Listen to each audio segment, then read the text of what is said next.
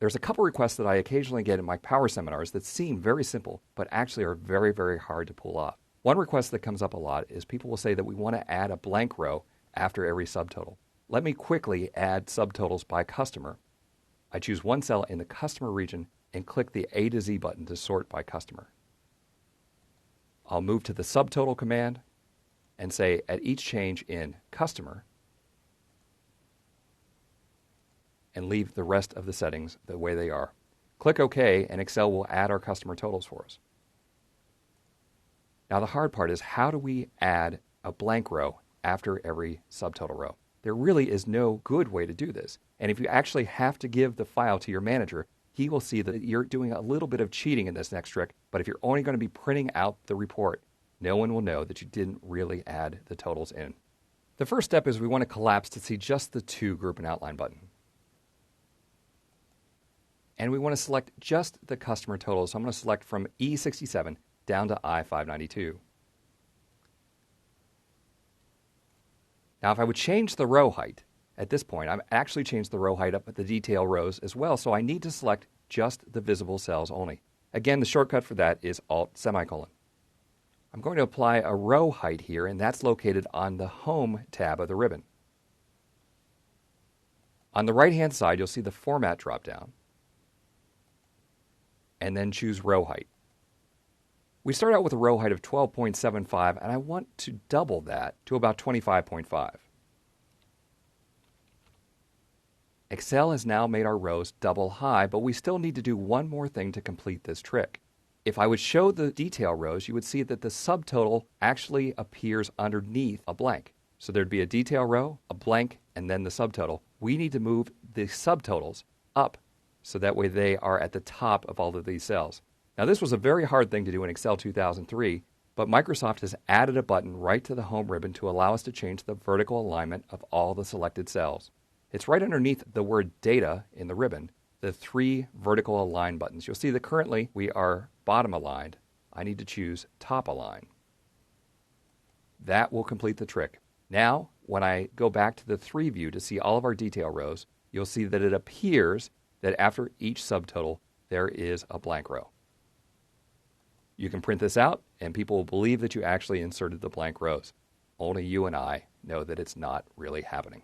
Now, one more trick in automatic subtotals comes up sometimes if you have data that covers a long period. Sometimes what will happen is we'll have one account number through a merger and acquisition, the customer name changed during the course of the data set. In that case, you would not want a subtotal by customer because you would end up with 2 totals for that customer, one with the old name and one with the new name. I'm going to remove these subtotals and add new subtotals by the account field. Select a single cell in your data set and then go to the Data tab of the ribbon and choose the subtotals command. Click Remove All to remove the current subtotals. We need to make sure that the data is now sorted by account, so choose one cell in the account column and click the A to Z button.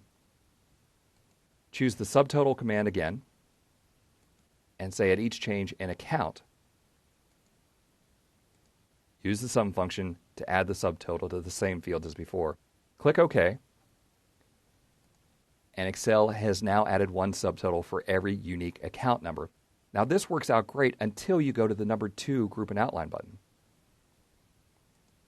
If you're a heavy-duty data analyst, there's a good chance that you've remembered that A106 is a particular customer, but whatever manager you give this report to will have no clue what those customer numbers really mean. We need to find a way to copy the customer name down from the row above. Again, we're going to use the visible cells only trick, this time in column E. I'm going to select from E67 down to the last customer total in 591. Again, I want to select visible cells only using Alt semicolon. You'll notice that I'm currently in cell E67, and I want to add a formula here that's going to point to E66. Using the keyboard, I'll type equal E66. I want to add this exact same formula to all of the cells in the selection, so instead of hitting Enter, I'll use Control Enter, and Excel automatically copies the customer total down from the row above. Let's take a look by hitting the number 3 Group and Outline button. And you'll see that the formula in row 72 for Amazing Chopstick is basically taking the value from E71. Great way to very quickly copy fields that are not in your subtotal down to the subtotal rows to help those who are reading the report when it's in collapsed mode. Well, there you have it, the automatic subtotals command, along with many additional features that you can use in the command. Being able to format just the subtotal rows, being able to copy just the subtotal rows, and the special tricks that you need to do when you need to add subtotals by multiple columns. Okay, so at this point we have to close the file, which normally in any former version of Excel would have meant going to the File Close menu. The one annoying thing here in Excel 2007 is we no longer have a file menu. Instead, we just have a round ball with an office icon.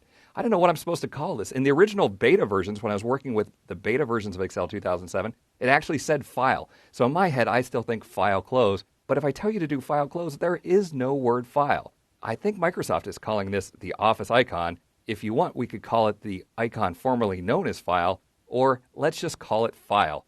So we're going to go to File Close to close the file.